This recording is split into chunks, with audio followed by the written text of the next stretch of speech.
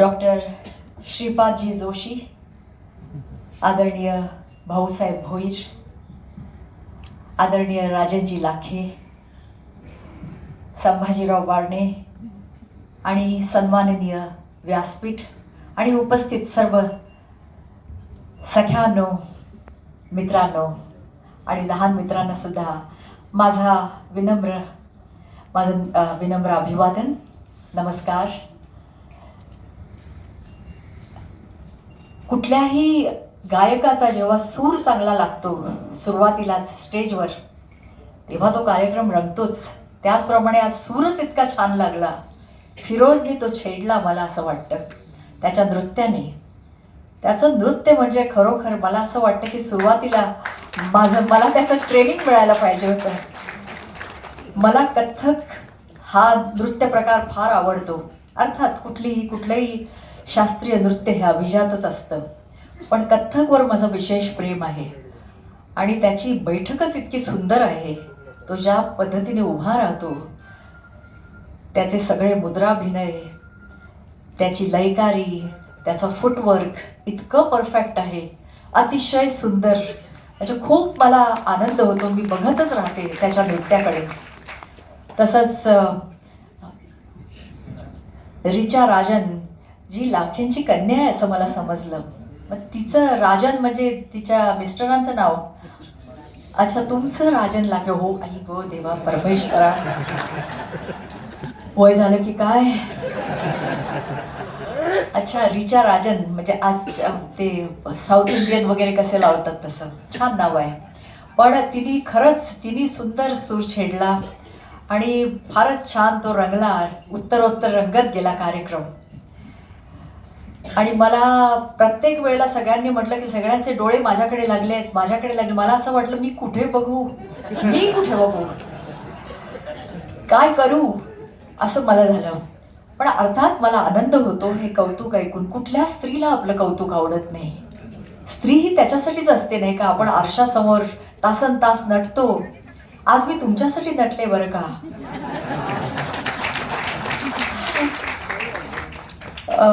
गणेश, तुमचं सूत्रसंचालन फार सुंदर आहे. तुम्हीही साहित्यिक आहात असं वाटतं मला. प्रत्येक जण इथे साहित्यिक आहे. आता साहित्य हे केवढं मोठं क्षेत्र आहे, ते किती कठीण आहे. मला तर ते गणितासारखं वाटतं. त्याच्यात डुंबायचं, त्याला समर्पित करायचं स्वतःचं आयुष्य, हे केवढं मोठं काम ह्या मंडळींनी केलेलं आहे. ते त्यांच्या भाषणातूनच जाणवतं आपल्याला. राजनजीने जे भाषण केलं तीच एक कविता होती असं मला वाटतं. अतिशय सुंदर. म्हणजे इतकं माहितीपूर्ण ते भाषण होतं. मला कितीतरी गोष्टींची माहिती मिळाली, माझ्या ज्ञानात भर पडली. म्हणजे एकंदर लोकसंख्येबद्दल, जी स्थानं आहेत इथे पिंपरी चिंचवडमध्ये त्याच्याबद्दल, अरे वा असं आहे का असं मला झालं. आणि गोव्याच्या लोकसंख्येबद्दल, ती सुद्धा मला आज माहिती नव्हती. मी गोव्याची असून बोला, कारण एकेकाळी ती 10 लाख होती. पण आज सेन्सस काय आहे ते तुमच्याकडून मला कळलं. त्यामुळे मला वाटतं तुम्ही अगदी एन्सायक्लोपीडिया आहात. आणि तसंच भाऊसाहेब भोईर म्हणजे ते माझे निर्मातेच, पण चांगले निर्माते. त्यांनी सगळे पैसे दिले. TDS सकट हे महत्वाचं. नाहीतर काय असतं आमच्या क्षेत्रात, शेड्यूल संपलं की देता ना वगैरे असं मागावं लागतं. मग देता का, कधी देता, असं प्रत्येक कलाकारावर पाळी येते. का ती यायला पाहिजे मला कळत नाही, पण अशी येते. पण ती त्यांनी कधीच कुठल्या कलाकारावर आणली नाही, आजपर्यंत आणली नाही. पण खरंच त्या बाबतीत तुम्ही खूप दक्ष आहात. आणि चांगला चित्रपट त्यांनी केला होता. कांचन अधिकारी यांनी तो दिग्दर्शित केला होता. त्याच्यात अशोक सराफ होते, मी होते, नंतर आजचे जे गिरीश जोशी होता. त्याच्यात चांगला एक कॉमेडी चित्रपट होता. पण दुर्दैवाने मला वाटतं त्या काळात तुम्हाला थिएटर्स मिळाले नाहीत आणि तो तुमच्यापर्यंत पोहोचला नाही. हुतुतू असं त्या चित्रपटाचं नाव होतं. हिंदीत सुद्धा एक हुतुतू चित्रपट येऊन गेलेला आहे, पण हा हुतुतू मराठीतला होता आणि खरंच छान होता. आणि माझी व्यक्तिरेखा तर खूपच छान होती. जेव्हा कांचनने मला स्क्रिप्ट दिली वाचायला, तेव्हा मी म्हटलं मध्यंतर होऊन गेलं तरीही माझं नाव आलं नाही, म्हणजे माझ्या कॅरेक्टरचं. शेवट आला. शेवटी मी तिला फोन केला, मी अधीर झाले. म्हटलं अगं कांचन, मी आहे का या चित्रपटात? अगं तू वाच तरी. शेवटी मी वाचला आणि शेवटची 10 पानं जी होती ती अतिशय, म्हणजे तो तडका असतो ना, आपण जो ते तडका डाल वगैरे आपण मागतो तसा तो तडका रोल होता, फोडणी होती ती. आणि खरोखर तुमच्यामुळे, केवळ तुमच्यामुळे आणि कांचनमुळे मला 2015चा महाराष्ट्र शासनाचा विशेष विनोदी चित्रपटाची नायिका असा मला अवॉर्ड मिळाला. तो या हुतुतू चित्रपटामुळे. त्याच्या आधी मला पदार्पणातच गंमत जम्मतसाठी मिळाला, पैज लग्नाची साठी मिळाला आणि नंतर तुमच्या ह्या चित्रपटात तो माझा शेवटचा अवॉर्ड, म्हणजे अजूनपर्यंतचा. तर याच्याबद्दल मला खूप, फक्त वाईट एवढंच वाटतं की तुमच्यापर्यंत तो पोचलेला नाहीये चित्रपट. आणि आत्ता श्रीपाद जोशींनी जे भाषण केलं तेही माझ्या ज्ञानात खूप त्यांनी भर पाडली आणि खूप सुंदर. म्हणजे तुमचा जो व्यासंग आहे आणि तुमचं जे समर्पण आहे साहित्याबद्दल, ते सगळं दिसून येतं हो त्याच्यातनं. आणि संभाजीरावांबद्दल मी काय बोलणार. ते एकदा माझ्याकडे आले, जवळजवळ मला वाटतं त्याला आता खूप वर्ष झाली, 92 मध्ये किंवा 93 मध्ये आपली पहिली भेट झाली. आणि तेव्हा वर्षा उसगावकर नाईट नावाचे माझे खूप कार्यक्रम व्हायचे महाराष्ट्रभर. आणि दिवंगत शिरीष कुमार जानोरकर यांनी बरेच हजाराहून जास्त माझे कार्यक्रम केले. आणि त्या काळात मला संभाजीराव येऊन भेटले. मला म्हणाले आम्ही तुमच्यासाठी एक फॅन क्लब सुरू करतोय. म्हटलं काय फॅन क्लब? तेव्हा ती संकल्पना नवीन होती, कारण फक्त साऊथमध्ये मी असं ऐकून होते की कलाकारांची देवळं वगैरे असतात. म्हटलं देऊळ? खुशबूचं देऊळ, रजनीकांतचं देऊळ, ते काय देव आहेत का देऊळ असायला? पण ती संकल्पना केवळ साऊथमध्ये होती आणि ती संकल्पना संभाजीरावांनी महाराष्ट्रात आणली. आणि त्याच्यानंतर अनेक फॅन क्लब्स झाले, म्हणजे प्रशांत दामले फॅन क्लब, हा फॅन क्लब. पण मला वाटतं पायोनियर तेच आहेत, म्हणजे सुरुवातीला त्यांनीच आणली. मला त्यावेळेला विचित्र वाटलं. म्हटलं अहो तो फॅन क्लब कोण? ते फॅन्स म्हणजे आहेत अनेक, देवाच्या कृपेने फॅन्स तयार झालेत माझे, पण तो क्लब म्हणजे नेमकं काय?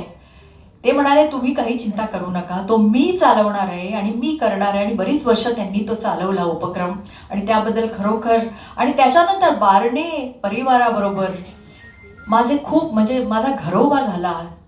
आम्ही रोज भेटतो, रोज फोनवर बोलतो असं नाही, पण ते हितचिंतक आहेत खऱ्या अर्थाने माझे. आणि इतके ते मितभाषी आहेत, काही जास्त बोलत नाही पण करून दाखवतात. आणि खरोखरच यावेळेला त्यांनी मला फोन केला. मी जवळजवळ 1.5 महिना आता इंग्लंडमध्ये होते, त्यामुळे त्यांनी मला म्हटलं की तुम्ही या तिथून, त्याच्यानंतर आपल्याला हा कार्यक्रम करायचा आहे.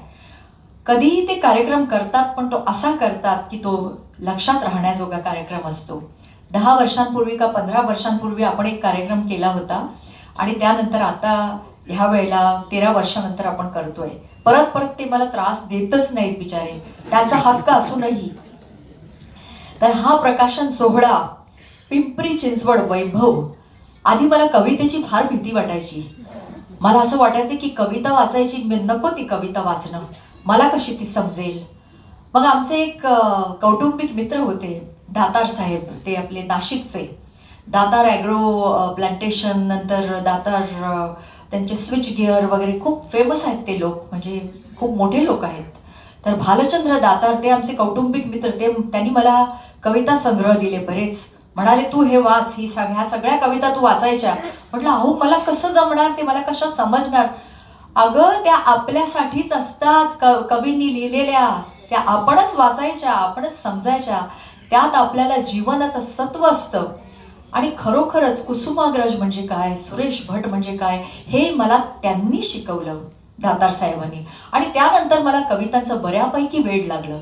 खरं म्हणजे माझी आई जी आहे ती एक साहित्यिक आहे, ती एक गायिका आहे. तिने MA केलं मराठीमध्ये आणि एस्थेटिक्समध्ये, त्यामुळे साहित्याचं वेड खरं म्हणजे तिने लावलं मला, पण कवितांचं वेड तिने लावलं नव्हतं. मी वाङ्मय बरंच वाचलं मराठी. आणि नंतर माझे वडील नेहमी वाचायचे. माझे वडील म्हणजे एकदम देशभक्त, आता ते हयात नाही आहेत. ते पहिले स्पीकर गोव्याचे, त्याच्यानंतर ते कॅबिनेट मिनिस्टर होते. पण तेव्हा माझं बालवय होतं. त्यांनी मला संत वाङ्मय वाचायला लावलं, त्यांनी मला फिलॉसॉफिकल पुस्तकं वाचायला लावली आणि त्याची गोडी मला लावली. त्यामुळे साहित्याची गोडी मला होतीच, पण कवितांची गोडी मला दातार साहेबांनी लावली. आणि आज जेव्हा मला कळलं, म्हणजे जेव्हा संभाजीराव माझ्याकडे आले की पिंपरी चिंचवड वैभव हा काव्य संग्रह मी काढतोय, त्याचं मला ही कारण नाविन्यपूर्ण कल्पना आहे. कारण आपल्याला कसं कोणतरी म्हणालं तसं की त्याचं प्रत्येक स्थान जे आहे त्याच्याबद्दल आपण बरंच वाचत असतो, पण कवितेतून ते मांडणं, कारण आपल्याला ज्या गोष्टी दिसतात म्हणजे आपल्याला आपल्या सगळ्या लोकांना, आम लोकांना आपल्याला दिसतात, आपण त्याच्याबद्दल बोलतो, पण कवितेत ज्या पद्धतीने कवी व्यक्त होतो आपल्याला असं वाटतं अरे आपल्याला हेच वाटलं होतं.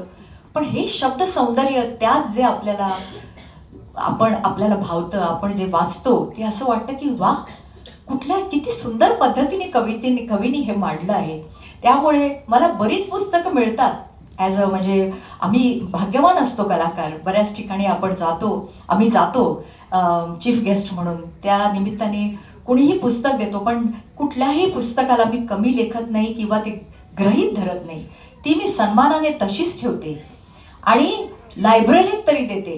जर एखादं सायन्सवर पुस्तक असेल, कारण विज्ञान मला आजपर्यंत समजलेलं नाही आणि ते कधी समजेल असं मला वाटत नाही, कारण फिजिक्स, केमिस्ट्री वगैरे हे विषय, ह्या विषयांबद्दल मला भयंकर भीती आहे आणि अजूनही आहे आणि ती राहील असं मला वाटतं.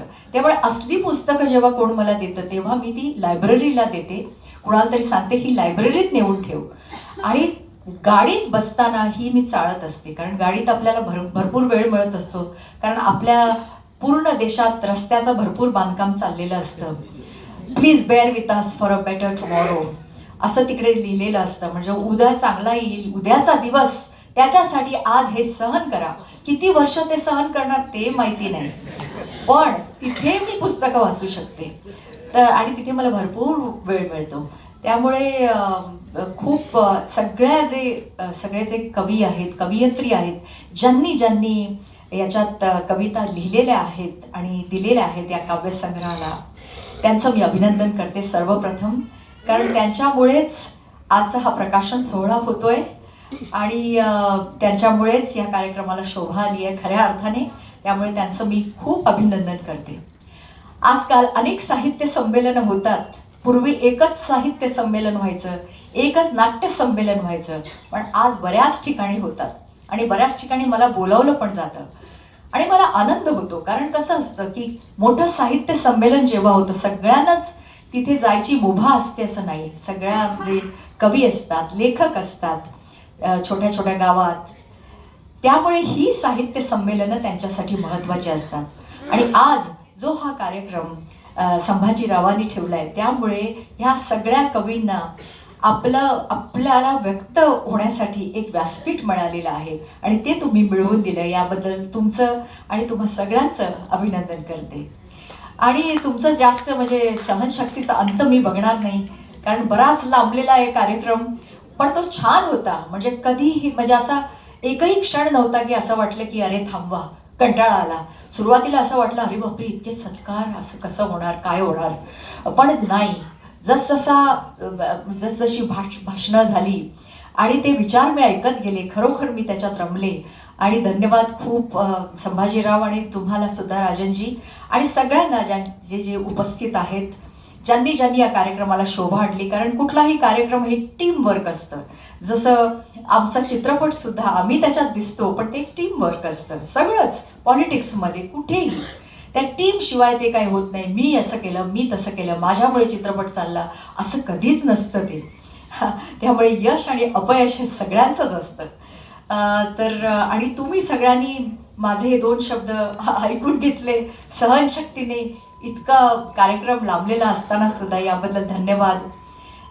खरंच गोव्यातून मी महाराष्ट्रात आले आणि महाराष्ट्राने मला आपलंसं केलं आणि वर्षा उसगावकर या माझ्या सामान्य नावाला तुम्ही वलय प्राप्त करून दिलं आहे. त्यामुळे ते मला वंडर गर्ल म्हणत होते. ही उपाधी मला सतीश कुलकर्णी यांनी दिली गंमत जम्मत या चित्रपटासाठी. त्याच्यानंतर सुख म्हणजे नक्की काय असतं ही माझी मालिका 4 वर्ष चालली, 1200 एपिसोड्स आम्ही त्याचे केले. आणि बिग बॉसमध्ये मी गेले त्यामुळे मला ती सोडावी लागली. आणि नंतर ती संपली आणि त्याच्यानंतर मी महाराष्ट्राची माई पण झाली. त्यामुळे वंडर गर्ल नंतर माई हे वळण आलं आणि त्याबद्दलही मला आनंद आहे. तर असंच माझ्यावर प्रेम करत राहा आणि अजून मनात उर्मी आहेत, अजून तुमचं मनोरंजन करायचं आहे, कारण मनोरंजन करण्याचं ब्रीद घेतलेलं आहे. त्यामुळे धन्यवाद. जय हिंद, जय महाराष्ट्र.